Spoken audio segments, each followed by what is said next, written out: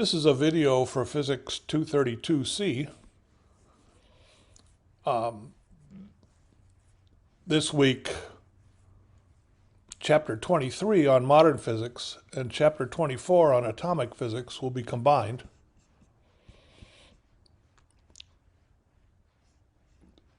Modern physics, Chapter 23. Well, I call this early modern physics.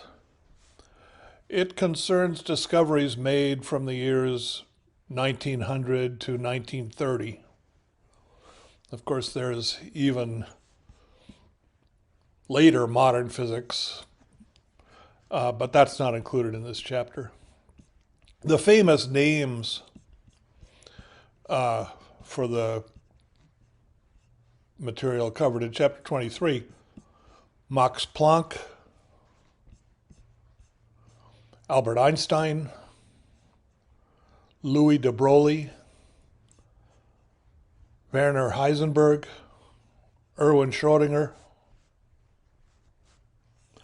The first section of the chapter is called quantization. We're talking about quantum mechanics, quantum theory. And what is the meaning of this word quantum? Well, there are multiple examples of quantization. Quantization is when something is some quantity is not a continuum, but it's a set of discrete values, integer multiples of one primary value. And let's think about some of the examples that are in section 1. First of all, as everyone knows, matter is atomic. Therefore, mass is quantized. Here's an example.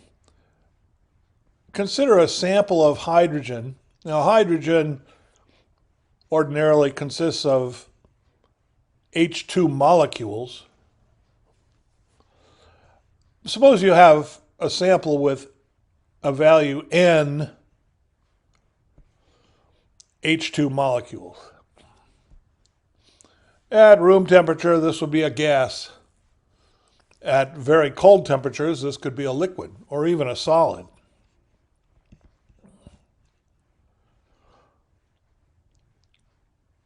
The atomic mass of hydrogen, well, hydrogen has 3 isotopes. So the atomic mass is 1 for the proton-electron atom, or it's 2 for deuterium. The atoms of deuterium are a proton-neutron, making the nucleus, plus 1 electron. Or atomic mass 3 for tritium. Tritium is a nucleus consisting of proton, neutron, neutron, and then the atom has, in addition, an electron. They're all hydrogen because they all have 1 electron. They all have atomic number equal to 1. The atomic number is the number of electrons, or equivalently, the number of elementary charges of the nucleus. Protons have charge E, neutrons have charge 0. So, in all cases, the nucleus has charge E, and the electron, of course, has charge minus E, so the atom is uncharged.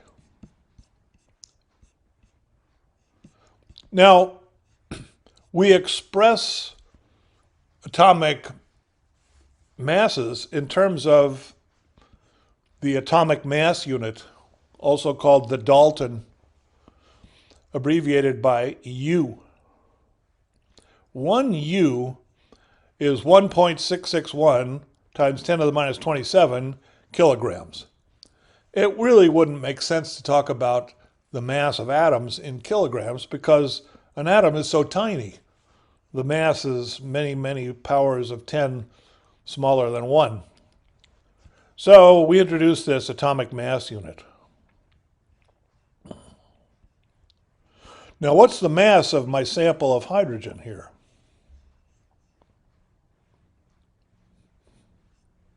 Well, if I have pure hydrogen, in other words, no deuterium and no tritium, then there would be 2n protons and 2n electrons. And the mass would be 2n times the atomic mass unit, because the atomic mass unit is at least very close to the mass of 1 proton. This is kind of an approximation, but 1 proton, 1 neutron, their masses are roughly equal to 1 atomic mass unit. Well, you see how the mass is not a continuum.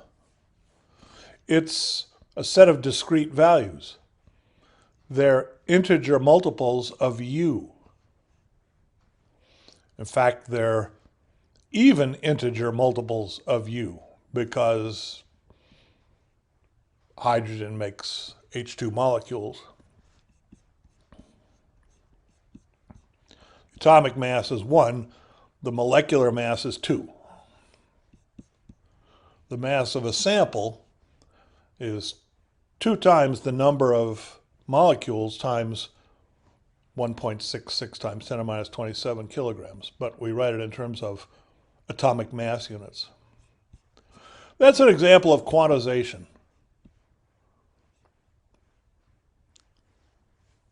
A sample of hydrogen has to be an integer multiple of the proton mass.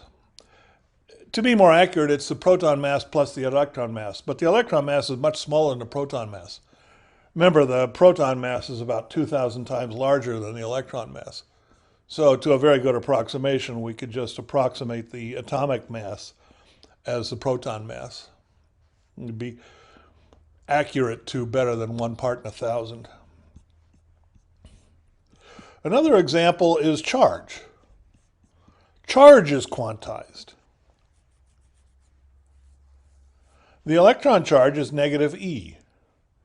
The proton charge is positive e. Neutrons have no mass, have no charge. So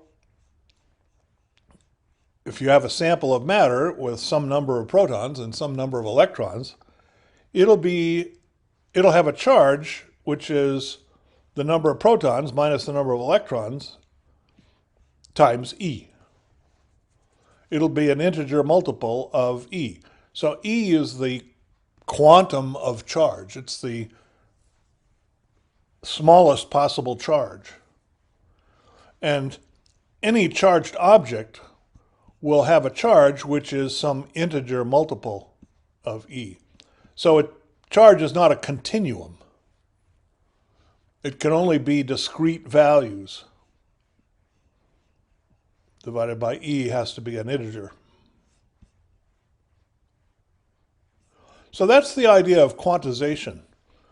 Now, what we're going to find out in atomic physics, well, what we're going to find out in electromagnetic physics is that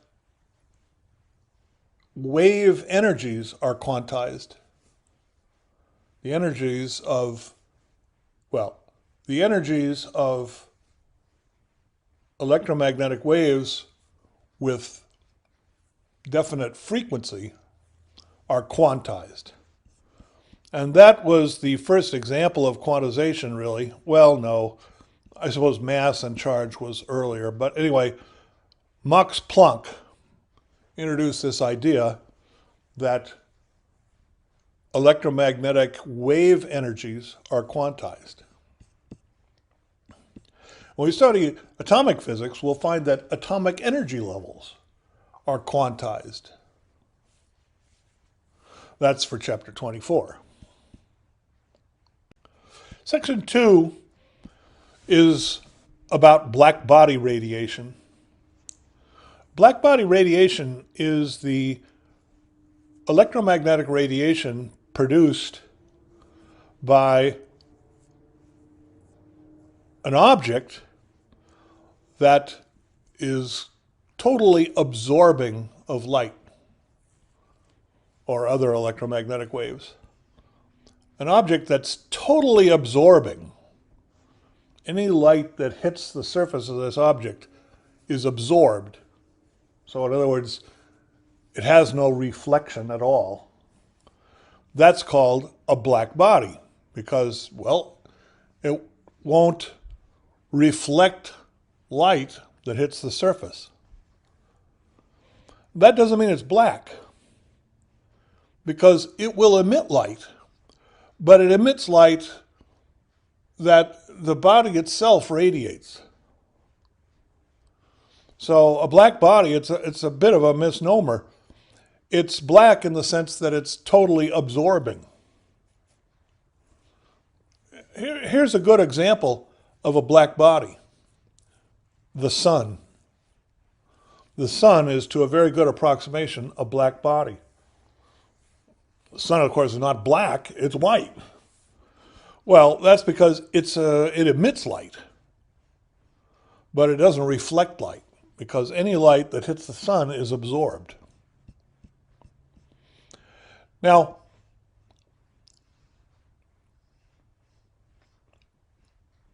this section also covers the Planck distribution, and it introduces the idea of Planck that electromagnetic wave energy is quantized. So let's start with the Planck distribution. A black body at some temperature T emits light. I put light in quotation marks because I don't necessarily mean visible light. I mean electromagnetic waves with a continuous distribution of wavelengths. All wavelengths are possible, although some wavelengths will be stronger than others in terms of intensity. Now, you know, in electromagnetic waves, there's a relation between frequency and wavelength. So frequency and wavelength are related in this way. The wavelength times the frequency is the speed of the wave. We're talking about waves in empty space.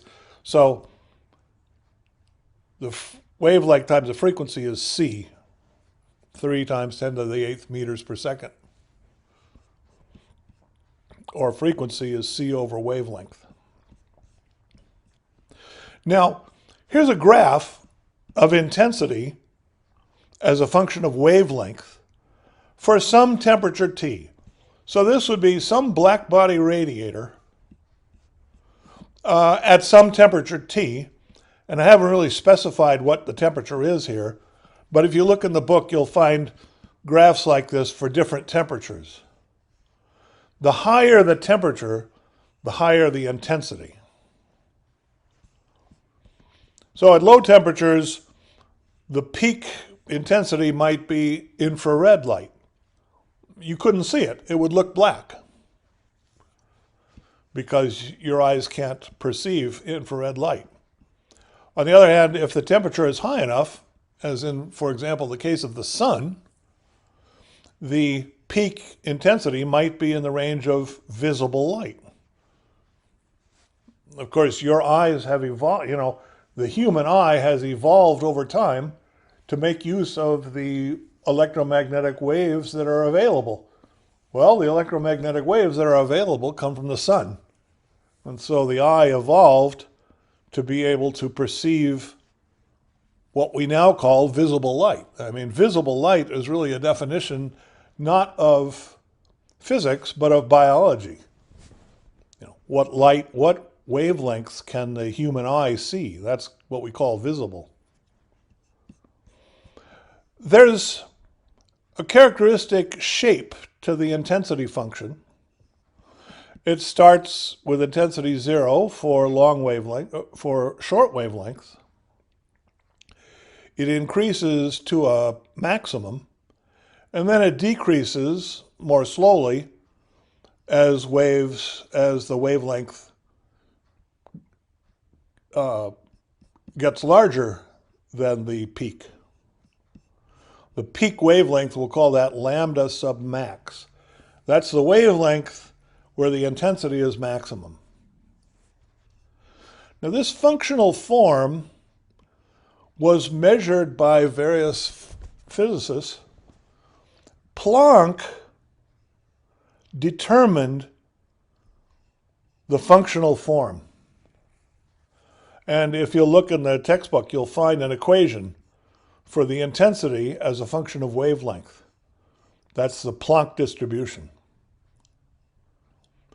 So Planck first determined the functional dependence of intensity on wavelength. And then he went beyond that. He showed how you could derive that function by making a certain assumption. It was known before Planck that you could not explain the shape of this distribution from classical physics. This involves electromagnetism, the classical theory of Maxwell. It also involves temperature. So the classical theory of thermodynamics and statistical mechanics, people like Boltzmann. You have to kind of combine field theory with thermodynamics. And when that was done with classical theories, it was not possible to explain this shape for the intensity function. In fact, it was called the ultraviolet catastrophe because the theory implied that there would be no peak. The intensity would just continue to increase to arbitrarily low wavelengths. So that was a complete failure of classical physics. And Planck showed how he could avoid that. He could come up with a theory that didn't have the ultraviolet catastrophe. And furthermore, the result agreed beautifully with the measurements which he had fitted to a functional form. So the function can be derived from standard thermodynamics if we assume that electromagnetic wave energy is quantized for any particular frequency. So if you have an electromagnetic wave with frequency f, its energy must be an integer multiple of h times f, where h is a certain universal constant. That's Planck's constant. So if you have monochromatic light with a definite wavelength, light with a definite frequency, the energy must be one of these discrete values. It could be 0. That means you don't have anything. Or it could be h times f. Or it could be 2 times h times f. Or it could be 3 times h times f, and so on. The wave energy must be an integer times hf. N times hf. You can't have an electromagnetic wave with frequency f and energy 1.5 hf. It can either be 1 or 2, but it can't be 1.5. It's not a continuum. It's discrete. It's quantized in units of hf. Hf is the smallest possible value. That's called the quantum of electromagnetic wave energy. Now what's h? H is Planck's constant. And by comparing his theoretically derived distribution to the experimentally measured distribution, he got perfect agreement for the appropriate value of h. H is a universal constant. It depends on the system of units, and it does not depend on the frequency. H is the same for all frequencies. H has this value, 6.626 times 10 to the minus 34 joule seconds. The unit of H has to be energy times time, because frequency has units 1 over time, and HF has to be energy. Well, the unit of energy in standard units is J, joules. And of course, the unit of time is seconds. So that's Planck's constant.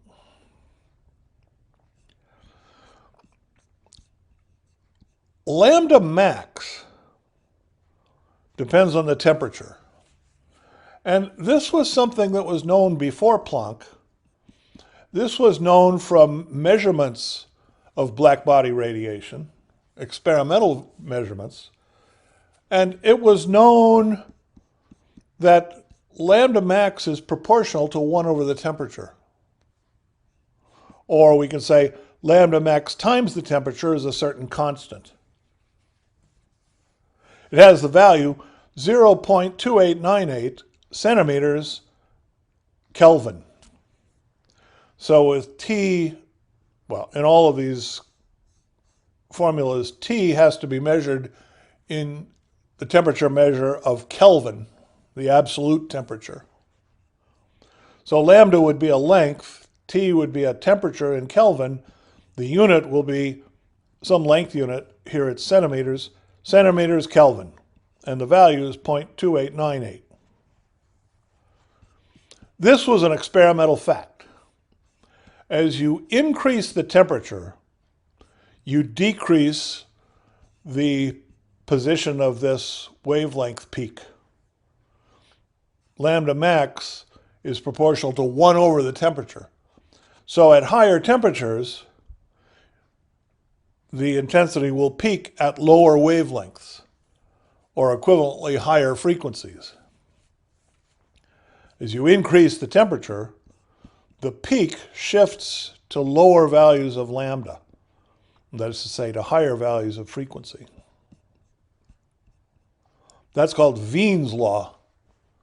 So Herr Wien did those experiments and showed that lambda max is proportional to 1 over T, and this is the constant of proportionality.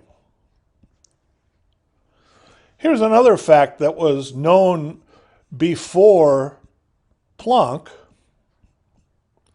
but that could be explained by Planck, called the Stefan-Boltzmann law.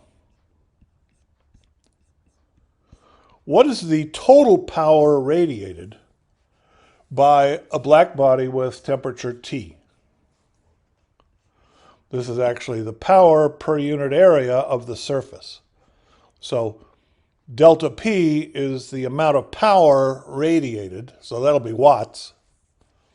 Delta A will be some area of the surface of the object, and the ratio delta P over delta A, that'll be watts per square meter, that's called emittance. And it turns out that's proportional to the temperature to the 4th power. And of course, you have to express the temperature in Kelvin. The constant of proportionality is called sigma. Now, this intensity function, determined by Planck, is a more general result because it tells you the intensity for each little wavelength range. Consider a little wavelength range down here, a little section.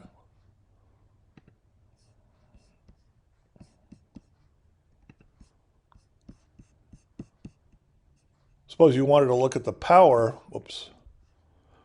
Suppose you wanted to consider the power in this wavelength range.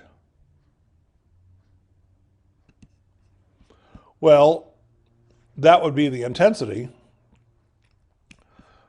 times the wavelength times delta lambda, the wavelength range, delta lambda. So intensity here really means intensity per unit of wavelength. So the intensity here, it's really di, I is power, divided by delta lambda.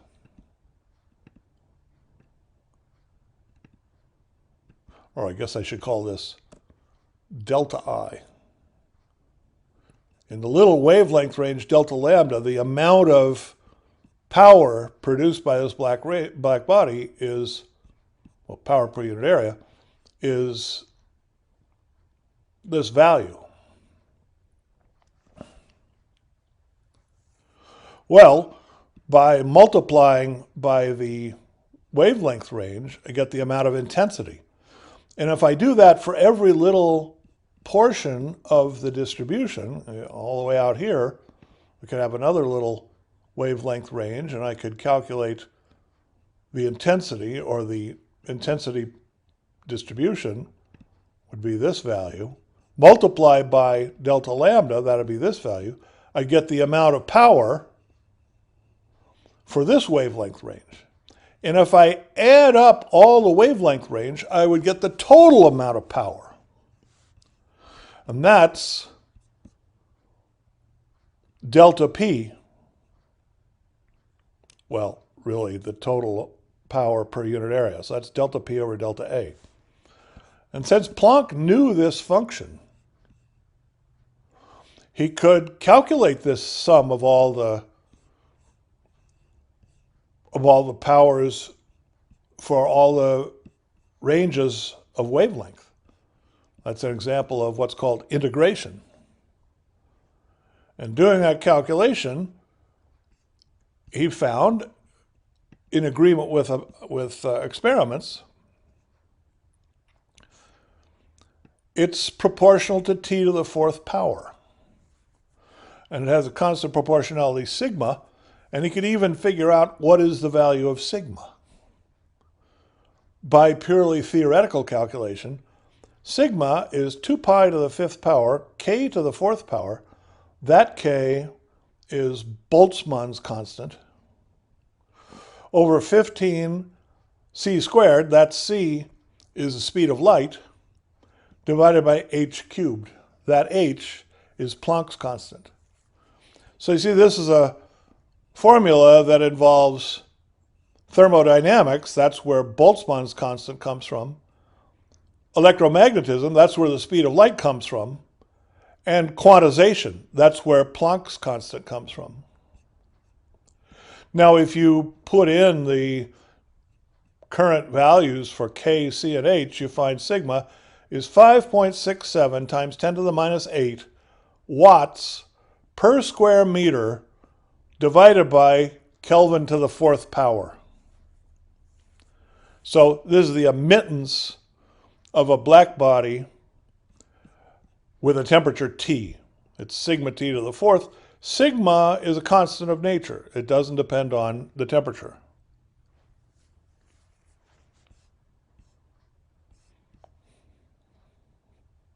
There'll be some line kappa problems where you have to use the Stefan-Boltzmann law. For example, if you know the power radiated by the sun, you can use this equation to calculate the temperature of the sun. How else would you determine the temperature of the sun? You can't stick a thermometer in it.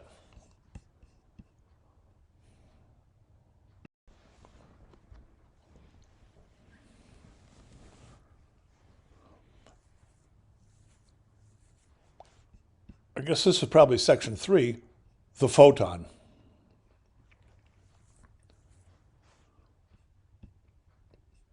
The electromagnetic wave with frequency f and the smallest possible energy is called a photon.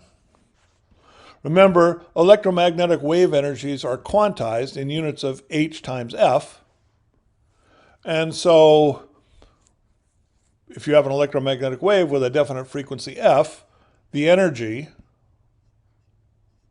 will be some multiple of h times f. The smallest possible energy, except of course 0, would be energy exactly hf. 1 quantum of energy. that wave is called a photon. Now, Max Planck postulated that electromagnetic waves with definite frequency f must have energy n times hf, where n is an integer. That means that you're just adding photons. In other words, what is the meaning of n here? It's the number of photons. You know, if you have one photon, then the energy is hf. If you have two photons, the energy would be 2hf. If you had three photons, it would be 3hf, and so on. If you had n photons, the energy of the wave would be n times hf.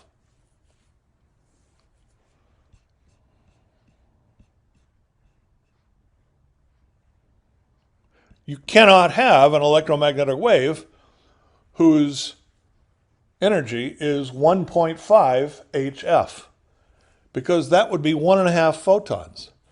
But photons are indivisible. This is another example of quantization. The electromagnetic field oscillations can't be divided into smaller parts than one photon. So you can't have 1.5 photons. You have to have an integer number of photons. Well, that's just a word. But what gave that word meaning was the application of the theory by Albert Einstein to the phenomenon of the photoelectric effect. Albert Einstein proposed that photons behave like massless particles. You know, a photon is something indivisible. It's kind of like a particle. It's like an electron is something indivisible. You can't have half an electron. You can't have a particle with charge 1/2 e. Well, actually, quarks have fractional charge, but if you only think of atomic particles, you can't have a half an electron. So you can't have a particle with a charge 1/2 e, or any fraction of e, because you can't have a fraction of an electron. That seems kind of natural for particles. But Einstein said, all right, photons are the same way. They're indivisible. They're just like particles. Now, of course, the electron has mass, but the electromagnetic field has no mass. So if a photon is a particle, it has to be a massless particle. That has certain consequences for the energies. You remember when you studied quantum mechanics, the energy of a particle is given by the square root m squared c to the fourth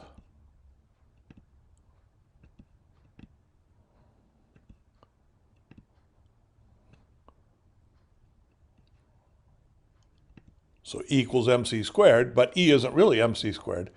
E is mc squared plus p squared c squared, where p is the momentum. If the momentum is 0, then yes, E is equal to mc squared. So that's the zero, that's the smallest energy. That's the energy of a particle at rest. Particle with momentum 0.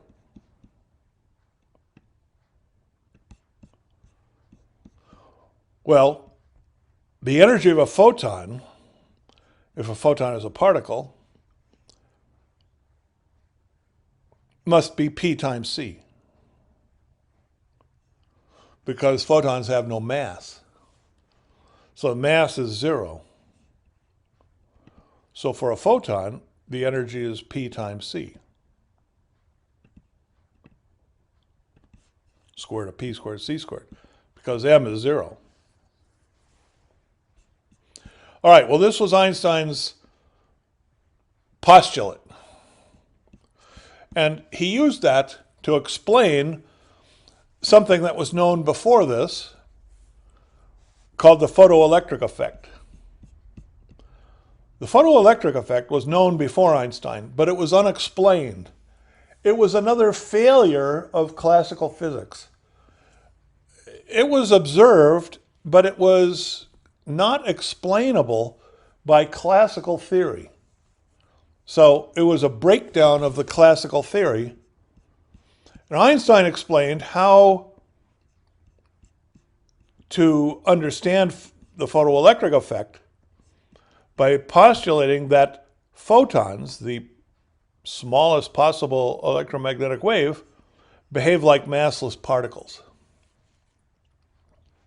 So here's the photoelectric effect. Ultraviolet light incident on a metal surface will cause electrons to escape from the metal. This was discovered by Philippe Lenard, 1902. He lived at the same time as Einstein. He would have been about the same age as Einstein. Of course, Einstein was German, Lenard was French. 1902, Lenard observed that when ultraviolet light hits a metal surface, electrons will be released. Actually, things like this were known even before Lenard. Heinrich Hertz did experiments which could be called the first observations of the photoelectric effect. But Hertz lived before the discovery of the electron. Hertz knew that if you shined ultraviolet light on a metal surface, it would change the potential. In other words, it would change the charge. But Hertz didn't know anything about electrons because they weren't discovered in his lifetime. Lenard showed that when you shine ultraviolet light on a surface, the result is the emission of electrons. Now the electrons are in the metal. So here's the metal. The electrons start out in the metal, sort of near the surface, but somehow they escape from the metal under the influence of ultraviolet light. Furthermore, the frequency has to be high enough. A low frequency wouldn't do it. So, for example, visible light won't liberate electrons. And maybe ultraviolet light with a low frequency would not produce any current. But if the frequency is high enough, these electrons are produced. There was no way to explain that using the classical theories of the day. And that's what Einstein explained. Einstein's theory was one photon, view this electromagnetic wave as a stream of photons. Here's one photon. One of the photons in that wave. This wave has many photons, but let's take one of the photons in that wave, hits an atom, and knocks out an electron from the atom. So an electron will come out. If it's near the surface, it'll escape from the metal. So here was Einstein's theory. Photon, we use the Greek letter gamma to stand for photon. There's a collision going on here. Gamma plus A is the atom, produces E minus plus A plus. Charge has to be conserved. The atom is electrically neutral. If it emits a negatively charged electron, it leaves behind a positively charged ion. And that was Einstein's theory. And then he went ahead and applied that theory to explain the features of the photoelectric effect. In particular, in this collision, there must be conservation of energy. There must also be conservation of momentum, but more importantly, there's conservation of energy. So the energy in the initial state is the energy of the photon. That's h times f. Because we're just considering one particle of this wave, one part. It has energy hf. Now the electron is bound inside the atom by some binding energy, phi. So the energy of the electron is actually negative. It's a little bit below zero, because it's bound inside the atom. It would be better to say it's bound inside the metal. So the initial energy is HF minus phi, where phi is the binding energy of an electron in the metal. The final energy, there's no more photon. Now the atom, we can neglect any kinetic energy picked up by the atom because the atom is so much more massive than the electron. Remember, the atomic nucleus is thousands of times larger than the electron mass. So we can neglect any recoil on the part of the atom, recoil energy. So the final energy is just the kinetic energy of the electron. It comes off the surface with some kinetic energy. These kinds of quantities, frequency, kinetic energy, they can be measured in the laboratory. And they had been measured in the laboratory. And Einstein explained the kinetic energy is linearly dependent on the frequency of the light, ultraviolet light. And there's a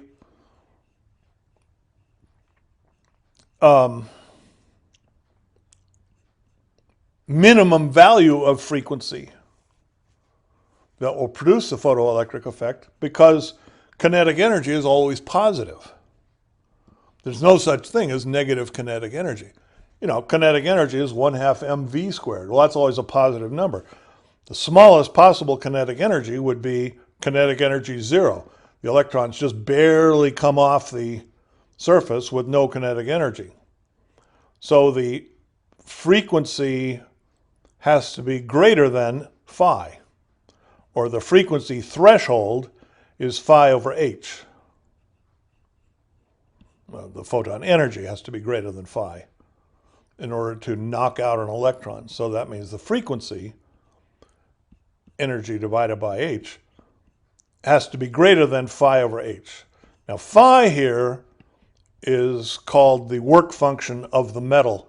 It's a property of the metal. Each metal has a particular value of phi. The properties of this equation, the relationship between frequency, kinetic energy, the work functions, that was all known from experiments. And Einstein explained it from this theory that one quantum of electromagnetic wave is a particle. And what we have here is a collision between two particles, the electron in the atom and the photon. All right, so you'll be reading all about the photoelectric effect in chapter 23, and there'll be some law and Kappa problems where you have to, and probably also some exam problems where you have to apply the ideas of the photoelectric effect. By the way, this is how Einstein got the Nobel Prize. This was the origin of Einstein's Nobel Prize. About the same time, in fact, in the very same year, 1905, so this theory was 1905, a few years after Lenard's experiments. That was the same year that that Einstein published the theory of relativity. And it's often thought that the theory of relativity was actually much more important than the photoelectric effect. Because the photoelectric effect, it's one equation. That's it. Whereas the theory of relativity was something very revolutionary, which said that space and time are not absolutes. But Einstein didn't get the Nobel Prize for his theories of relativity. The theory of relativity, when it was first published, was somewhat controversial. Not everybody believed it. So Einstein couldn't get the Nobel Prize for relativity. But he got the Nobel Prize for explaining the photoelectric effect. And this was, along with Planck's discovery, the start of quantum theory. The idea that photons are the quantum or A photon is a quantum of the electromagnetic field. And that led to many, many advances in physics going far beyond the explanation of the photoelectric effect. That was really the start of quantum mechanics, quantum theory. Section 4 is about Compton scattering. This is a number of years later, 1923. So the photon explanation of the black body radiation and the photoelectric effect, that had been around since about 1905. Here it is, almost 20 years later, was the observation of Compton scattering. Arthur Compton was an American scientist. You notice that most of the discoveries before the 20th century came out of Europe. But Arthur Compton was an American. And Compton did the experiment that proved Einstein's theory of photons. Compton scattering is scattering of X-rays from electrons. The electron would be in an atom. So you might have here X-rays incident on some material, which could be a solid, a liquid, or a gas. The X-rays will scatter from the electrons. And the X-rays have a higher energy than ultraviolet. So this will be an energetic event. Before the scattering, you have this X-ray coming in. But think of it as a particle. Think of it as a particle with energy HF. This particle hits another particle. This particle is an electron. What happens? Well, there'll be a change in direction and energy of the photon. So this will now have a different energy. This will have energy HF prime. And it could be coming off at some angle, theta. And the electron will recoil, so it could be coming off at some angle, phi. So in this condition, before the collision, the electron energy is mc squared.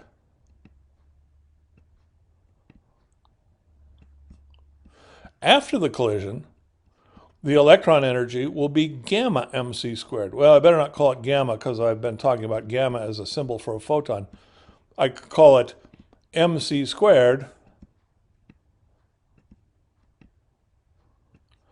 divided by the square root 1 minus v squared over c squared.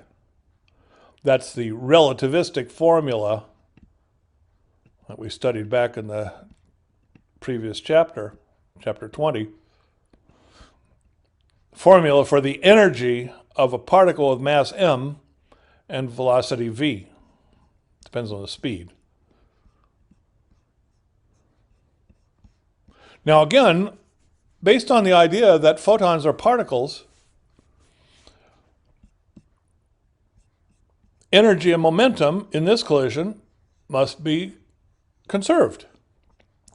So you can write down conservation laws just like you would for the collision of two particles. Remember when we talked about collisions, when there's a collision of two particles, the momentum is constant, same value before and after the collision. The energy is constant because it's an elastic collision. This would be an elastic collision because the electron doesn't change. An electron can't change. There's no such thing as a dented electron. An electron can't undergo an inelastic collision because all electrons are identical.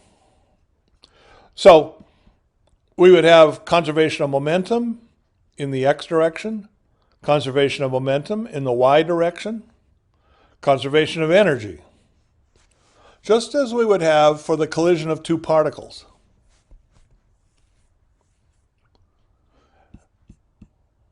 So energy and momentum must be conserved.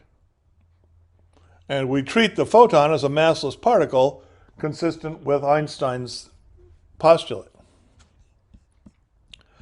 Well, Compton observed the scattering. He observed the frequency as a function of the angle,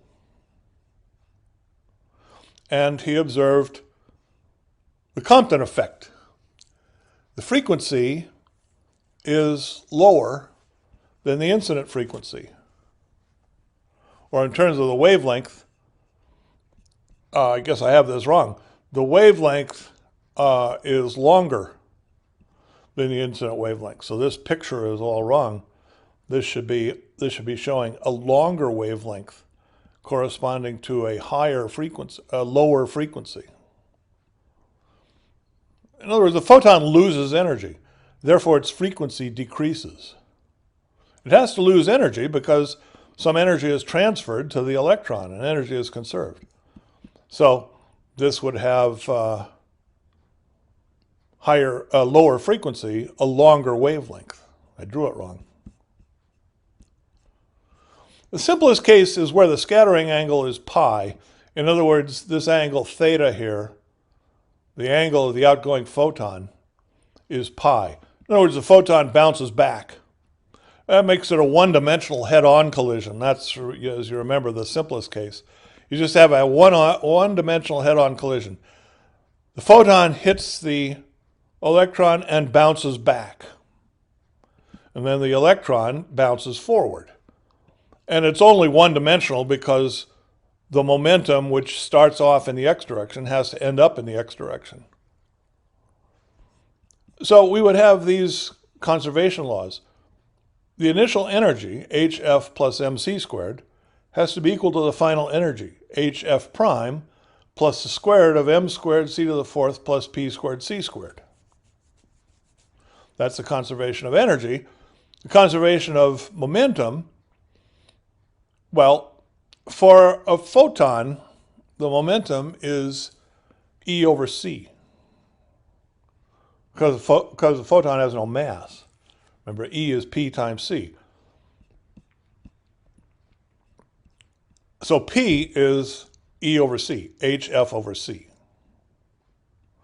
Now the momentum of the final photon, since it bounces backwards, is minus HF prime over C. Minus, negative, because it's going backwards. It's bounced backwards. The scattering angle is 180 degrees. And then you have to add the momentum of the electron. So this is the final momentum. It has to be equal to the initial momentum. Initially, the electron is at rest. Now I have here two equations with two unknowns. I won't bother to go through the algebra, but I'll go through one step. Suppose I take this square root of m squared c to the fourth plus p squared c squared and square it. Well, when you square the square root, you'll get the quantity inside the square root. You'll get m squared c to the fourth plus p squared c squared. So here's m squared c to the fourth plus p squared c squared. Now p times c is hf plus f prime. So here's p squared c squared. Move this to the other side of the equation, change the sign. I have f plus f prime squared times h squared, and the c is canceled. All right, so that's this square root squared.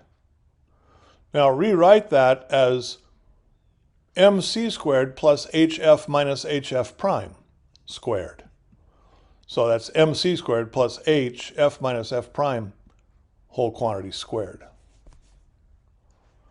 Now this becomes one equation for one unknown, so you could solve for f prime, for example.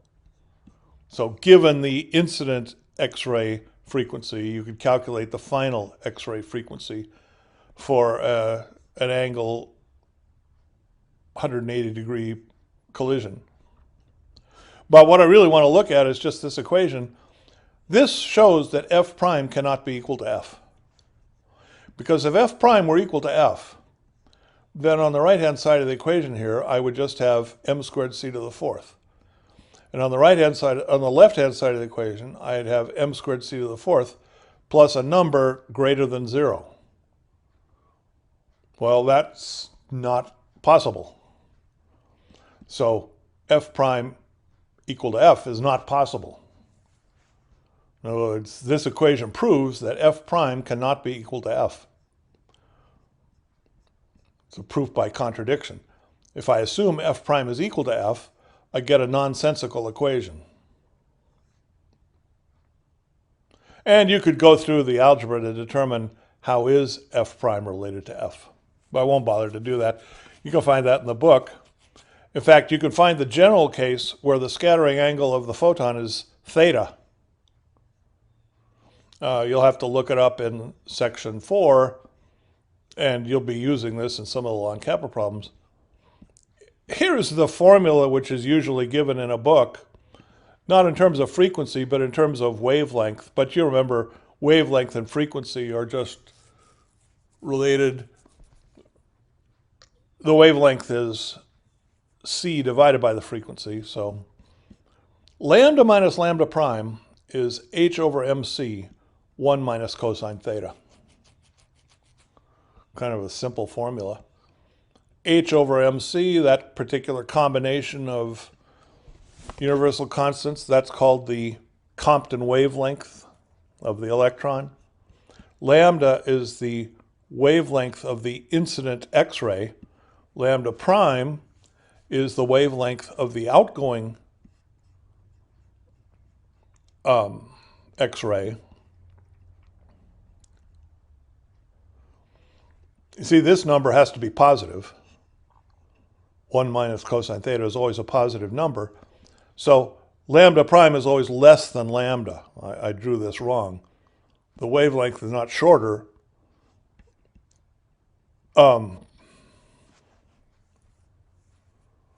Maybe I have this backwards. Maybe this is lambda prime minus lambda. Well, check in the book.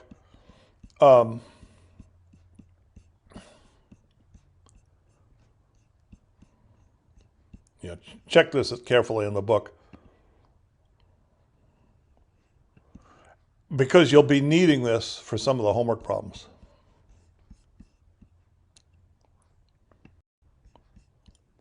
The final section in chapter 23 is called de Broglie waves. These are also called matter waves. This is an idea first published by Louis de Broglie, a Frenchman, a very striking postulate about electrons. Let's go back and recall Einstein's theory of photons. A single photon has energy, hf, and momentum, E over c, like massless particles. So Einstein said a photon, the smallest possible electromagnetic wave with frequency f, has to have energy h times f. And from Maxwell's theory of electromagnetic waves, the momentum must be E divided by c. That's just like the momentum-energy relation of a massless particle. Of course, Einstein invented the theory of relativity, so he knew E should be P times C.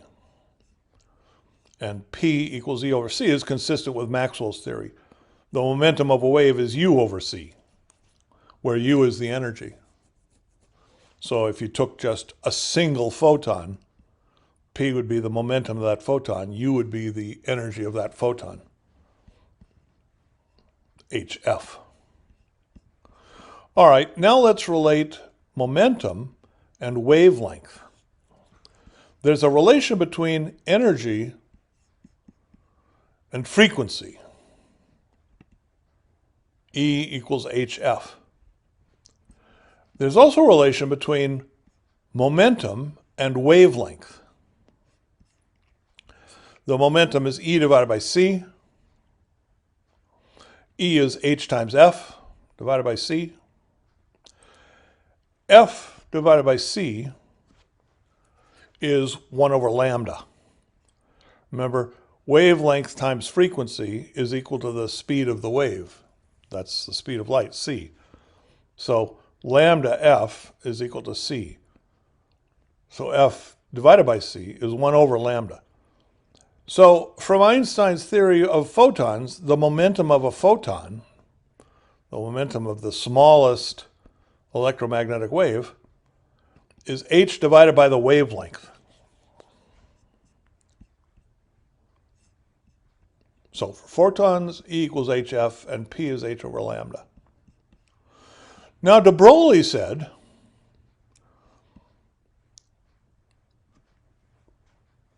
there's a wave-particle duality of photons. Sometimes electromagnetic waves are viewed as waves, and so they have a certain wavelength. I mean, you can't have a wavelength without a wave. So sometimes we view electromagnetic waves as waves. They have a wavelength. But sometimes we view them as particles, as in Compton scattering.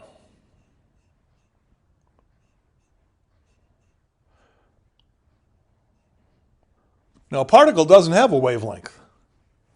So there's this duality. There's this wave-particle duality. In the case of photons, a photon has a certain wavelength, so that's the wave aspect, and it also has a particle nature in the sense of Compton scattering, that a photon behaves as if it's a particle.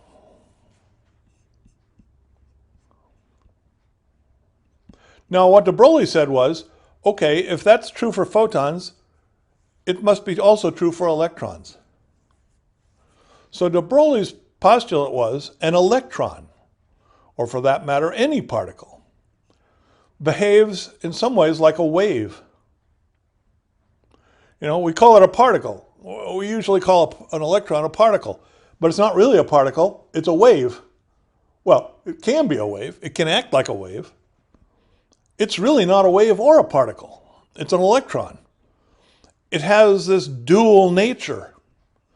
Sometimes it behaves like a wave, sometimes it behaves like a particle. It has a dual nature, and that's called wave-particle duality. Now, if it's a wave, if it has a wave behavior, it must have a wavelength. Well, what's the wavelength? The wavelength is the same as for photons. The wavelength is h over p. Equivalently, p is h over lambda, as we derived over here. So de Broglie made this postulate that not only electromagnetic waves or their quanta, photons, have wave-particle duality, but so do electrons, or for that matter, any particle. And they behave like waves with a certain wavelength, which depends on the momentum. The wavelength is h divided by the momentum. Why are we never aware of this wave particle, of this wave nature of a particle? Well, because h is so incredibly tiny. Remember, h is 6.26 times 10 to the minus 34 in standard units. 34 powers of 10, below 1. So the wavelengths are incredibly small. But they're not so small in the case of a tiny particle like an electron. So for a macroscopic body, this would imply that the wavelength is essentially 0.